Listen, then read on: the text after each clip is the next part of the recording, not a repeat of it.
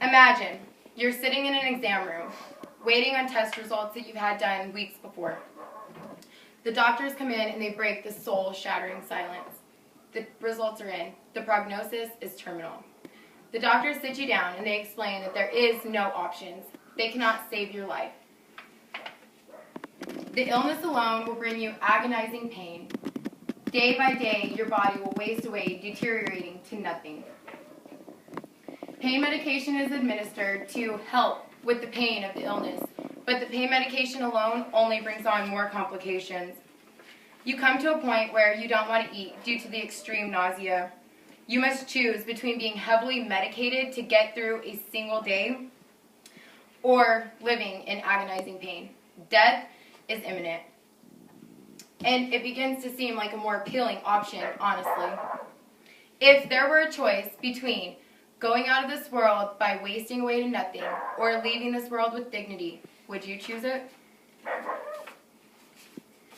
Physician-assisted suicide is a more humane way for terminally ill patients to leave this world and their loved ones behind with their dignity intact, without the shame of suffering, without the pain, without wasting away to nothing, leaving their families and their friends with the good memories, with the good times, without the memories of their last days being sick, frail, weak, and agonizing, without the financial burdens of unnecessary medical treatments that was only to help with the pain and not to sustain their life. Following the news, as of January 2015, 4 states have legalized physician-assisted suicide. Oregon legalized in 1997. They have safeguard rules. Multiple patient requests must be documented. They must have multiple opinions from specialists documenting that their illness is terminal, that there is no other options.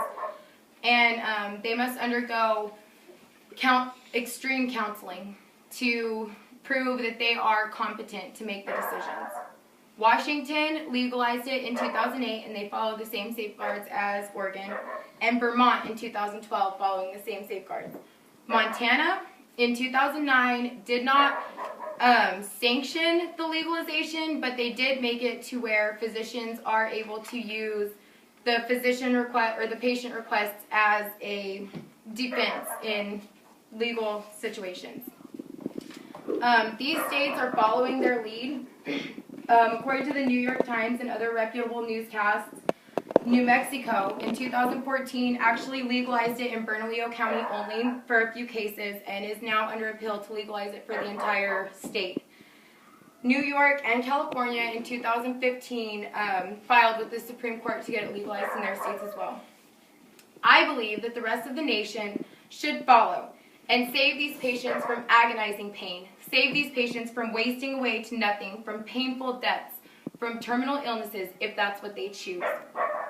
Think of your grandfather taking you fishing, throwing you over your shoulder, playing on the floor with you, doing puzzles, watching movies. Now think of him as a weak, old man, frail. He can't move. He can't talk. It hurts him to even breathe. He's incompetent to get up and use the restroom or anything else. How would you want to remember your grandfather? Physician-assisted suicide offers the alternative for families to remember their loved ones in the good times. It offers the alternative for terminally ill patients to leave their families behind with these good memories and not remembering them weak and in agonizing pain. Hundreds of thousands of dollars are saved in medical bills that just help them with the pain. It didn't save their lives. It didn't make them live any longer. It's just for pain reasons. Stark, Studinsky, and White in Physicians Aid in Dying articles say that suffering means more than pain. It involves a loss of independence, a loss of sense of self, and capacity that jeopardizes the dignity of these patients. Allowing patients to suffer when death is already inevitable, isn't that just cruel? It just seems cruel. Every patient holds the right to refuse treatment or to discontinue treatment once it has been started, as according to the Patient's Bill of Rights. Patient's Bill of Rights also respects that a patient has a right to refuse life-sustaining treatments. The right to intensive palliative care and pain management is also respected by the Hippocratic Oath that physicians take whenever they pass their boards.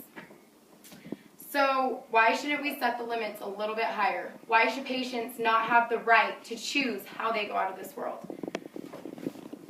According to many physicians and many files that have been filed with Supreme Courts, it should be a right.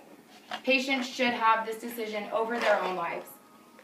Biller Adorno, in the 2013 article published in New England Journal of Medicine, states that data proves implementation of physician-assisted suicide, when accompanied with the correct safeguards, and the safeguards are followed, it does not lead to an uncontrolled abuse of this right.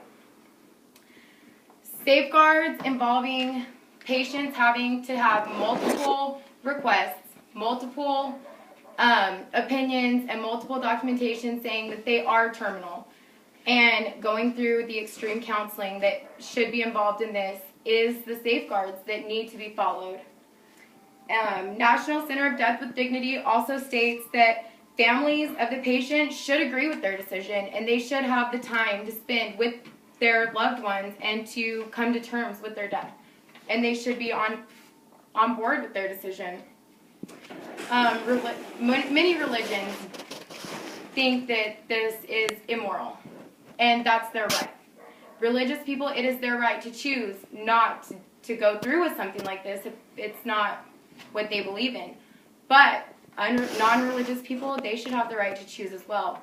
And in studies, many religious people have also said that they have gotten to a point where they can't deal with agonizing pain anymore, and they feel that they believe more in forgiveness than in the fact that it is immoral. And they should have the right to choose to opt into this if they want to as well. Abortion is legalized when a woman decides that she doesn't feel having a child is right for her life at that point in time. So if that's ethical, why should it be unethical for somebody to choose how they want to go out of this world when they're already going to die?